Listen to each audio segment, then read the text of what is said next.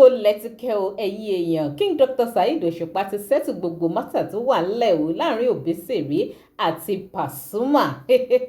ó lẹ́tíkẹ́ ẹ súnmọ́ bí ẹ wá gbọ́ àwọn àlàyé tí MC Boko Jaka tó ṣe nípa pé nígbà tó ń pe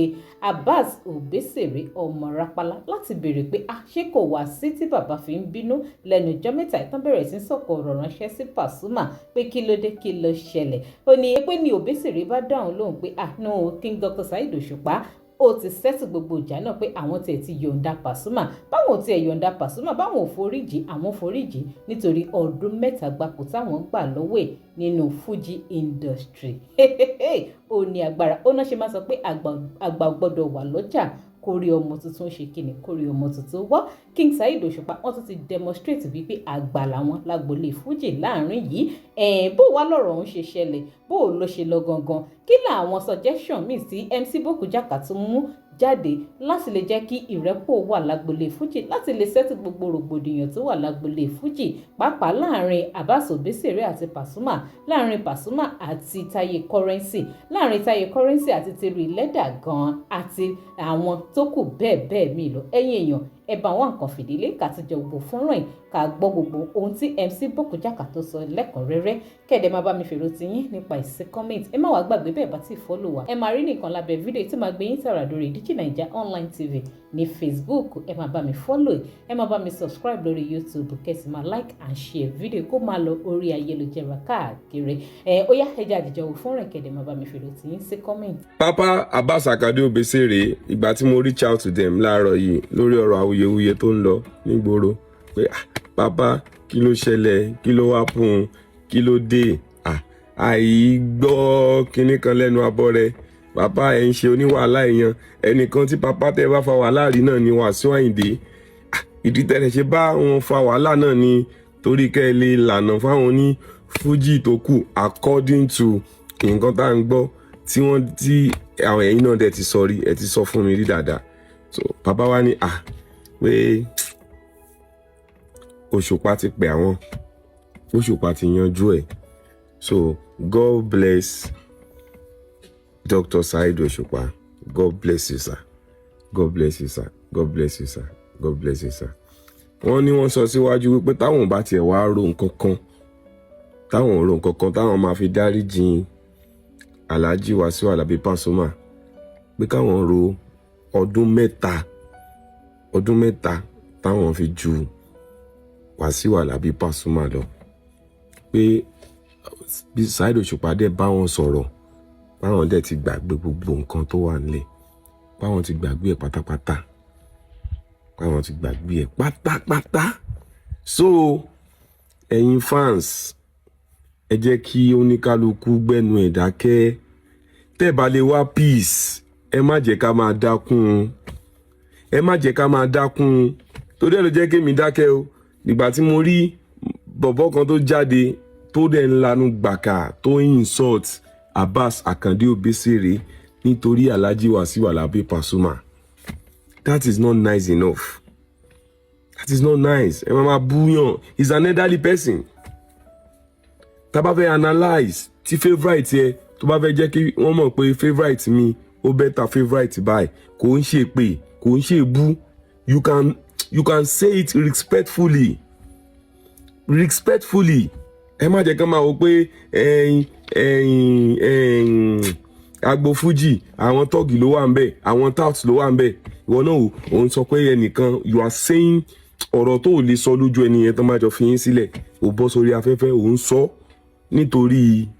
àwọn méjèèjì tọ́jọ́ ń ṣe okòwò you don't abuse ẹni tó bá dẹ̀ lè mú wá láti ọjọ́ tí mo ti ń ṣe fídíò ibi tí mo ti búyàn àbí mo sọ̀rọ̀ kan tí ò ṣe síyàn kẹ́niyẹn kàn sọ jáde I will not say it opinion tèmi ni mo sọ tí o bá gbàgbọ́ ìwọ náà sọ ti tiẹ̀ síta is a free word ẹlòmíì tún sọ̀rọ̀ ó ń búyàn débi wípé ọ̀rọ̀ míì tó ń sọ if they count it against you you cannot defend it o lè defend it sorry you can't defend it torí pé o fẹ́ protect àwọn oní Fuji o dẹ̀ ń defame ẹnìkan so ẹ jọ̀ọ́ ẹ̀yin fans ẹ jẹ́ ká máa jẹ́ kí sense wa pé ẹ máa jẹ́ kó pé dem bàbá wa Wasiu Alabi Pasuma Ọlọ́run á jẹ́ kẹ́ pẹ́ o. Please always caution we your fans. Torí àmì náà wà lára àwọn fans yìí bọ̀ ṣe táwọn local yẹn bá ti pọ̀ jù wọn ò ní jẹ́ káwa elite ta wà láàrin ẹ̀ wọn ò ní jẹ́ ká lè jáde. Ìgbà tí Taye currency náà àwọn fans yìí gbégún wọn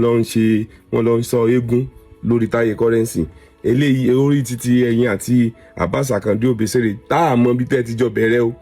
tá a mọ bí tẹ́ ti jọ ṣe o and which àwọn èèyàn gan sọ frantically wípé wọ́n senior Alhaji Wasiu Alabi Pasuma wọ́n senior yín nínú orin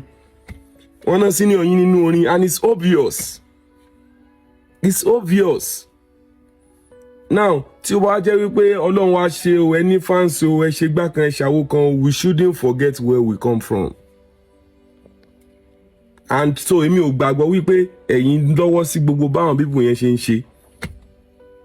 Èmi ò gbàgbọ́ wípé ẹ̀ ń bá Alhaji Abbas Akande Obesere mi ò fẹ́ gbàgbọ́ pé ẹ̀ ń bá wọn jà. Because gbogbo nǹkan tó ń ṣẹlẹ̀ it is obvious.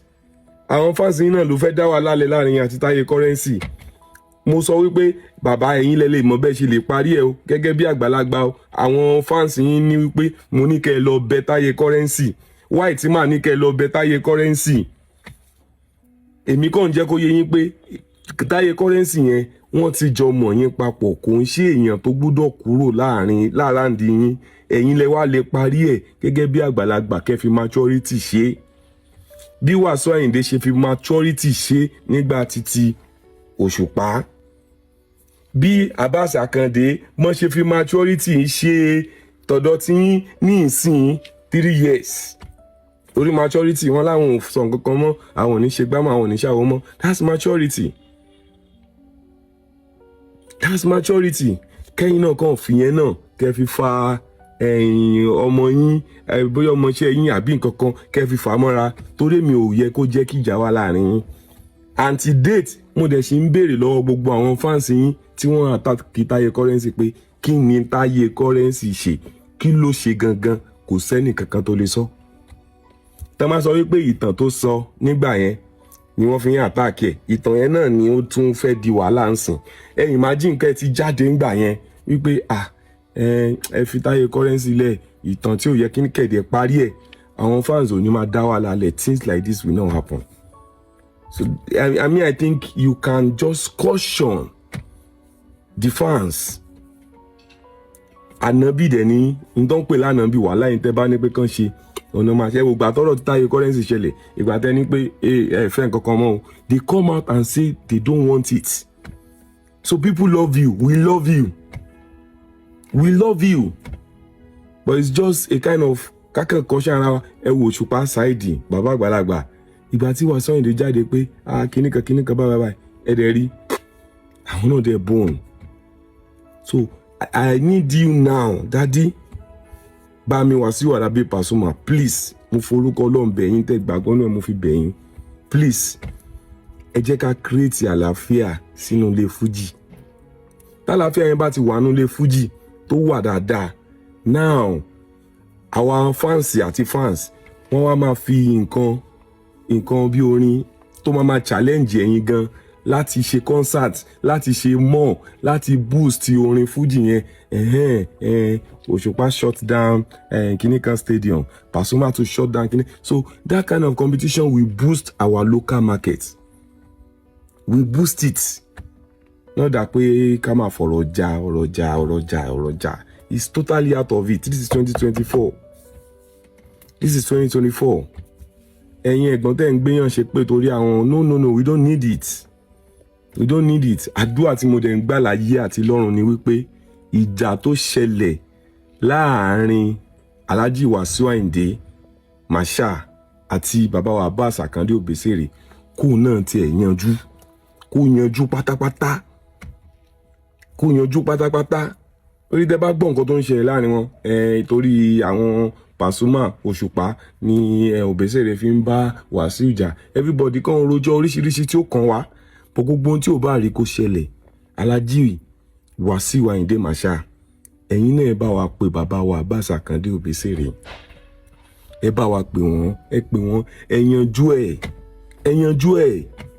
ẹ yanjú ẹ̀ náà ká wá máa fi orin gbogbo ability oníkálukú me I can differentiate it ibi tó oníkálukú yín lè kọrin dé mo lè differentiate ẹ̀ which irú yẹn sìn á máa sọ yẹn à ní búra wa a máa sọ a máa jẹ́ kẹ́yìn náà máa ka comment yẹn then Fuji music will boost àwọn upcoming artists they will boost upcoming Fuji artists they will boost ọ̀rọ̀ tí màá sọ nìyẹn o tó bá tún yá kẹ́ tún bú mi o ẹni tó bá tún bú mi tó bá dé tún bú mi but thank you very much Alhaji Dr. Saheed Osupa ẹ ṣé gidi gan God bless you God bless you God bless you God bless you now kí n tó parí ẹ̀ yes kí n tó parí ẹ̀ bí Abbas bí K1 tó máa ṣe yanjú pẹ̀lú Abbas Akande tí Abbas Akande yanjú pẹ̀lú Pasuma kí Taye Currency náà yanjú pẹ̀lú Tiri Lẹ́dà yes kí music market kó blow kó grow can't it against you cannot defend it lè defend it sorry you can't defend it torí pé o fẹ́ protect àwọn onífújì o dẹ̀ ń defame ẹnìkan so ẹ jọ̀ọ́ ẹ̀yin fans ẹ jẹ́ ká máa jẹ́ kí sense wa pé ẹ máa jẹ́ kó pé bẹ́ẹ̀ bàbá wa Wasiu Alabi Pasuma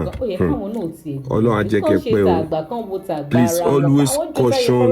we your fans orí àmì náà wà lára àwọn fans yìí bọ̀ ṣe yí táwọn local yẹn bá ti pọ̀ jù wọn ò ní jẹ́ ká wá elite ta wà láàrin yẹn wọn ò ní jẹ́ ká lè jáde ìgbà tí Taye Currency náà àwọn fans yìí gbégún wọn lọ ń sọ eégún lórí Taye Currency eléyìí orí ti ẹ̀yin àti Abbas Akande Obesere tá a mọ̀ bí tẹ́ ti jọ bẹ̀rẹ̀ o tá a mọ̀ bí tẹ́ ti jọ ṣe o and which àwọn èèyàn gan sọ frantically wípé wọ́n senior Alhaji Wasiu Alabi Pasuma wọ́n senior yín nínú orin wọ́n náà senior yín nínú orin and it's obvious it's obvious now tí ó bá jẹ́ wípé Ọlọ́run wá ṣe o ẹni fans o ẹ ṣe gbá kan ẹ ṣàwo kan we shouldn't forget where we come from. And so èmi ò gbàgbọ́ wípé ẹ̀yin lọ́wọ́ sí gbogbo báwọn bíbù yẹn ṣe ń ṣe.